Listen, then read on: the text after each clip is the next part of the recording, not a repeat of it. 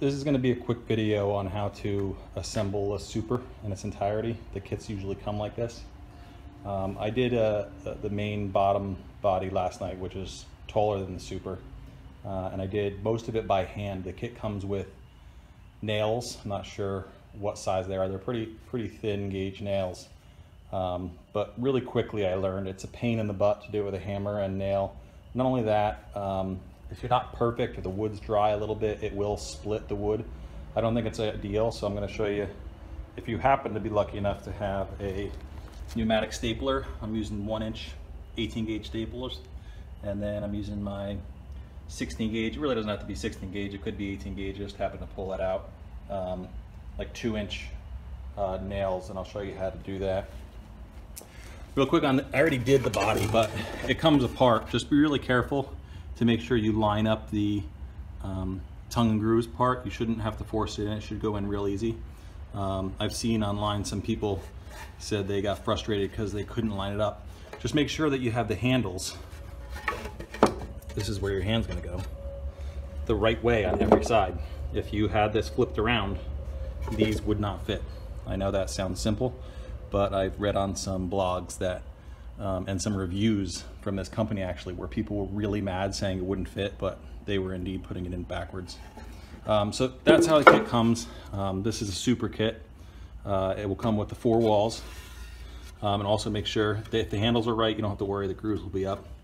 Then it comes with, there's a couple different options. These, they have it in black or yellow, or you can get the actual wax ones. The actual wax ones do go together different. This is for the composite one that are wax coated.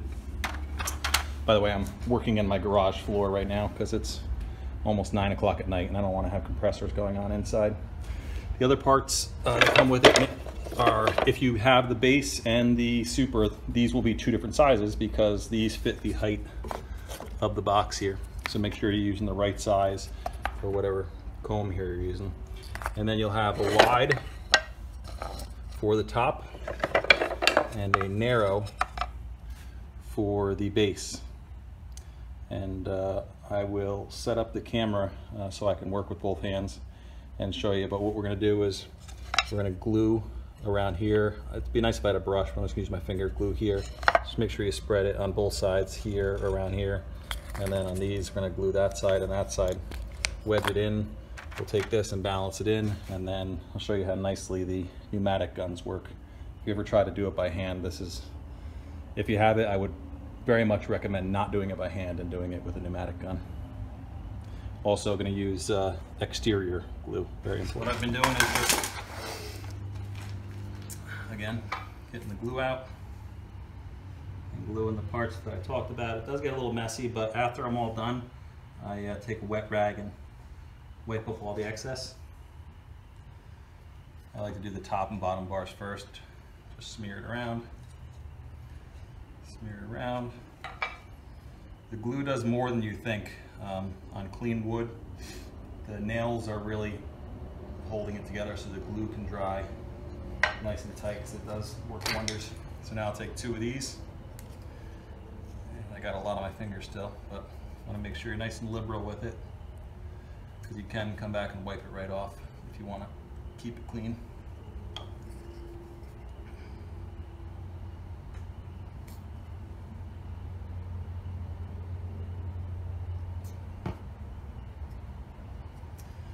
Okay, so now I'll just take the smaller end, it's the only end that fits, and slide it nice and tight on the smaller bottom part. It doesn't matter which side because the sides are not grooved.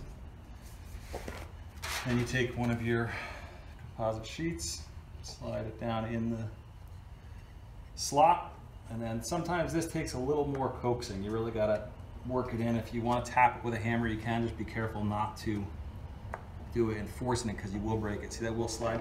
And once you get it down, you'll feel it tight, start to get tight against the comb, and you want to make sure that's wiggling loose in the track. Then it'll go right down. If it's not going down, it's because it is not in the track properly. And again, you can take a little coaxing, but not much. You shouldn't have to pound it. Okay. Now this is where the guns are really nice. If I was doing it by hand like I was last night, you got to be really careful to hold it straight, centered perfectly. This is just make sure it's straight, make sure it's tight, and done. Done that side, flip it over. Again, make sure it's nice and tight. Make sure you're straight. Done. And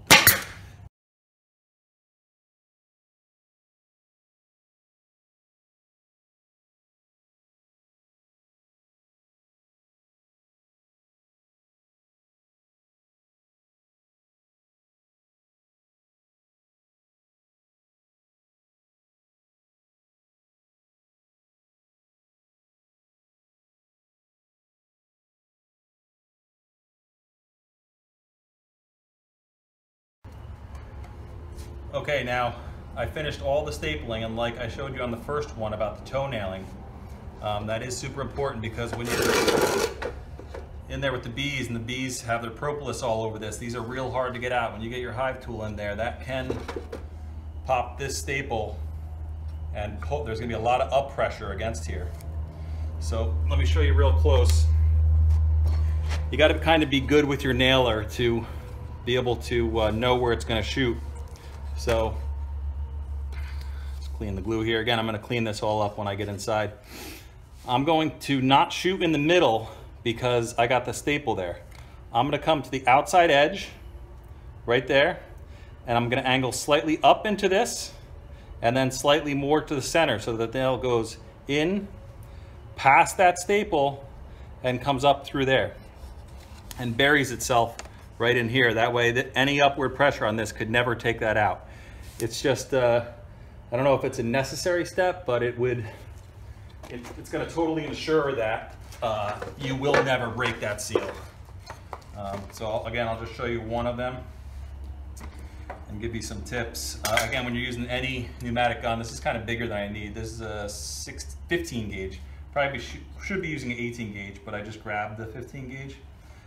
So again, I got my staple there. So I'm gonna go to the outside third, right up against. I'm gonna angle a little bit in both ways and shoot. The other important thing I wanna say is always keep your hand away because if something funky happens with the pneumatics, the nail can pop out. So I would never shoot like this. Always hold your hand away from it. And again, I just one shot on this side too. Again, from the outside third, angle and angle. And you're done. And I'll give you a little close up. You can see how that buried in there. I'm not sure if that's focusing. But yeah, that's it. There you have it. I will go inside. I'm gonna clean this up, clean all the glue off, clean my hands up. And then tomorrow I am going to paint it. I use a eco-friendly wood paint, and I guess I could add that to this video. So I'll just give you a quick glance at what it looks like from the top now. Again, I'm gonna finish off and toenail all these, but that is it.